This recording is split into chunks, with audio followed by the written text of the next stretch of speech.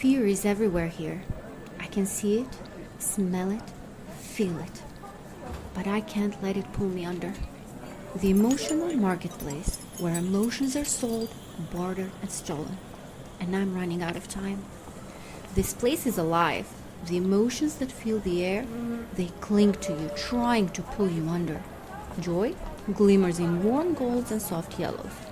Fear coils thick and black in the vials, swirling like smoke. The traders call out, offering promises that feel too good to ignore. But I've been here too long. I can already feel the weight of this place pressing against me. The longer I stay, the harder it is to leave. I pass a woman slumped against a stall, her eyes blank, her skin pale. She's traded too much of herself. There is barely anything left. She fumbles with a vial of peace, her hand trembling. She drinks it quickly, and for a brief moment, she relaxes. But the emptiness is still there. She's just delaying it. Further ahead, I see a man staring at his hands, confusion twisting his face. He's trying to remember something, but I know the truth. He's traded too much. He's losing pieces of himself, memories, identity, drifting away like smoke. The marketplace has hollowed him out. This place doesn't just sell emotions, it takes you apart. The traders are watching me. They know I don't belong here, but that doesn't stop them. Their eyes track my every move, waiting for a crack in my resolve. I can feel their whispers creeping under my skin. Come, traveler, trade your burden, leave your pain behind. For a moment, I hesitate. It would be so easy. Just one vial, and I could trade it all away. My fear, my guilt, the memories that haunt me. I could be free of it. But I know better. I've seen what happens to people who give too much. They lose themselves. I pull my cloak tighter, forcing myself to move on. I won't let them take anything from me. But let me ask you, if you were here, what would you trade? Would you give away your pain, your memories, or your regrets just to feel free for a moment? What would it cost you? Look around. These people, these children, they give too much of themselves until they had nothing left to hold on to. Would you risk it? I glance over my shoulder. The mercenary is closer. I can feel him slipping through the shadows. I haven't seen his face yet, but I know he's there, always there, watching, waiting. Have you ever felt like you were being hunted? Like no matter how fast you run, you can't shake that feeling that someone is just one step behind. I move faster, the signal pulling me deeper into the market. It's faint, but it's there. It's the only thing keeping me grounded. But my own fear is growing, clawing at the edges of my mind. The thought of being caught, of losing everything, it's creeping in, twisting inside me. I push it down, I have to. Then I see them, a group of children huddled together by a stall, each holding a vial of fear. Their faces are pale, their eyes wide with something far too dark for children.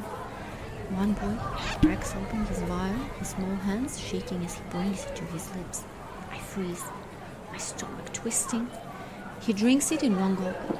The change is immediate. His face twists, his eyes darken, and a violent shudder ripples through his small body. His mouth opens in a silent scream, but no sound escapes. The fear wraps around him, sinking into his skin, his soul. He clutches his head, shaking, but then it stops. The terror doesn't leave him. It settles deep, hollowing him out. His eyes go blank, his face slack, like something vital has been stripped away. The other children watch in silence, their own vials clutched tightly. They don't flinch. They've seen this before. They've been through this before. I feel sick. It's not just the market that's feeding on them. It's the fear itself. For a moment, I'm back in my own past, gripped by the same paralyzing terror that I see in that boy's eyes. I've been there. I felt the fear. It almost broke me once. I can't let that happen again. I force myself to look away, to keep moving. I have to focus. The signal is weak, but it's still there, pulling me forward.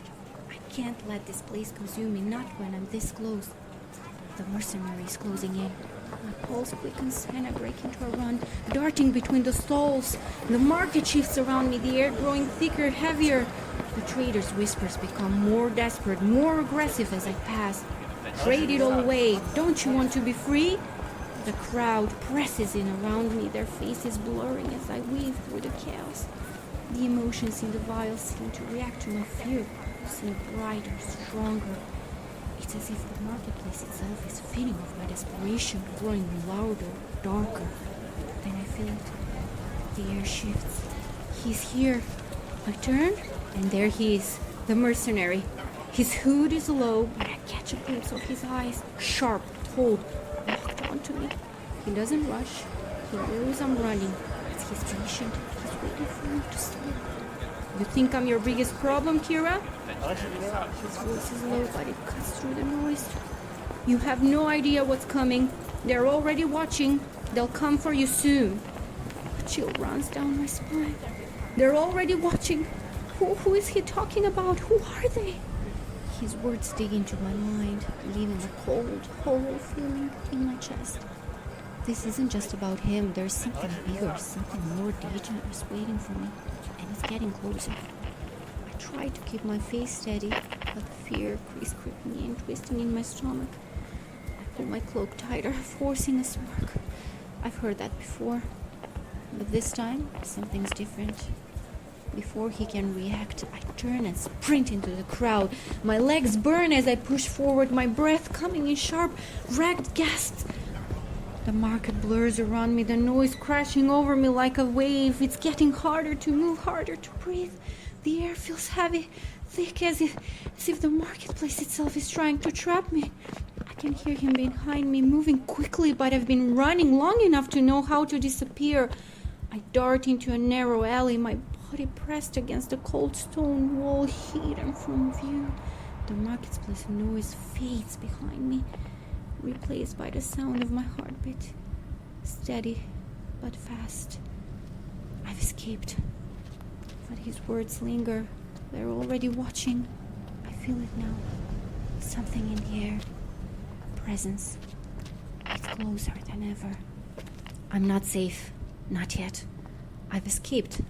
For now. But the weight of his words lingers. They're already watching me. Something is coming. But what about you? Tell me. If you're out there, I need to know I'm not alone. Are you ready to follow me deeper into the unknown? I have to follow the signal. This might be the clue I've been waiting for. I don't know what's waiting in the next world, but I'm going to find out. I'm a traveler through worlds you can't imagine. I don't know if I'll ever stop. Maybe this is all I am now. If you're out there, listening, maybe you know more about me than I know about myself.